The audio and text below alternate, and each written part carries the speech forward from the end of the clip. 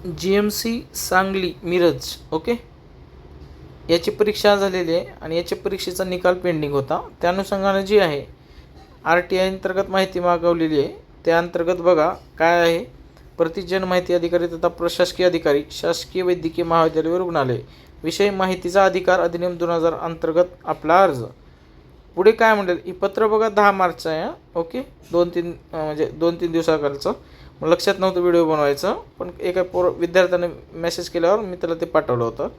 माननीय महोदय, सामान्य प्रशासन विभाग शासन निर्णय क्रमांक हे जावक नंबर 21 नोव्हेंबर 2022 नुसार शासकीय वैद्यकीय महाविद्यालय मिरज, शासकीय वैद्यकीय महाविद्यालय व रुग्णालय मिरज, पद्मभूषण वसंतदादा शासकीय रुग्णालय सांगली, आरोग्य शिक्षण पथक तासगाव या संस्थेतील गट ड संवर्गातील सरळ सेवा पदभरतीकरिता परीक्षा प्रक्रिया IBPS मार्फत राबविण्यात आली आहे.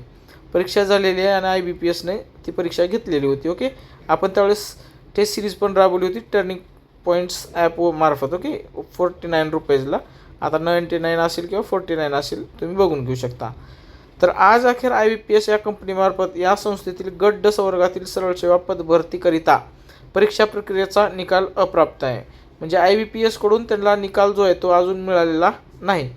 IBPS कंपनीकडून परीक्षा प्रक्रियेचा निकाल लवकरात लवकर वेबसाईटवर प्रसिद्ध करण्याची कार्यवाही सुरू आहे. म्हणजे निकाल हे शक्य तेवढं लवकर लागू शकतं. सिग्नेचर आहे ते बघू शकता. आता ज्यांचे पेपर झाले त्यांना विनंती आहे, GMCमध्ये जी काही गटची पोस्ट आहेत ती नोकरी गरज आहे, त्यांनी नक्कीच जॉईन करावं ओके. म्हणजे जॉईनच करा जर तुम्ही एक टप्पा वयाचा ओलांडला असेल किंवा इतर काही गोष्टी. एका मुलांना विचारल्यामुळं मी सांगतो आहे. आता दुसरा महत्त्वाचा मुद्दा काय माहिती आहे का, तुम्ही सर्वांनी एक लक्षात ठेवा, गट डच्या पदाला नोकरी लागली, गरज आहे म्हणून जॉईन केलं, परंतु कृपया करून तिथं थांबू नका. मिनिमम गट क ओके, आणि गट क मध्ये ना S13 ही वेतन श्रेणी असलेली पोस्ट जर असेल आणि त्याला पात्र असाल तुम्ही, तर ती पोस्ट काढायचा प्रयत्न करा. कारण GMCमध्ये गट डला म्हणजे तुमचं एक 20, 25, 27, 28 हजारापर्यंत पेमेंटचं टेन्शन नसतं ओके.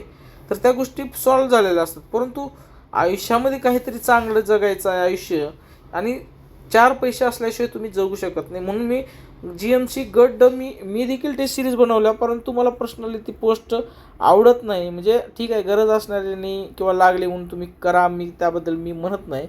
पण मी त्यांना वारंवार सांगतो की तुम्ही जर समजा गट कची कुठल्याही S10 पदासाठी म्हणजे वेतन श्रेणी S10 पासून S9 तलाठी असो, ग्रामसेवक असो, त्यानंतर इतर आणखीनही पुढे पोस्ट ज्या आहेत चांगल्या, म्हणजे जिथं वेतन चांगलं मिळतं बा सन्मानजनक, अशा पोस्टसाठी तुम्ही नक्कीच प्रयत्न करावा अशी माझी पर्सनल गायडन्स आहे. जर समजा GMCमध्ये तुम्ही समाधानकारक असेल तर त्याबद्दल काही अडचण नाही. शेवटी समाधान आनंद मॅटर करतो ओके. परंतु मला तर 99% विद्यार्थ्यांनी पुढे टप्पा गाठावा आणि कम्फर्ट झोनच्या बाहेर निघालं पाहिजे असं मला वाटतं.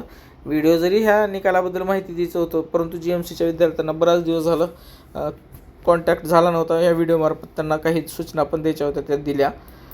कृपया एवढं मात्र तुम्ही काळजी घ्या, अभ्यास करा, अभ्यास सोडू नका ही विनंती आहे. आणि S10, S13, S14च्या पोस्ट काढा. All the best for your bright future okay. Thanks for watching this video.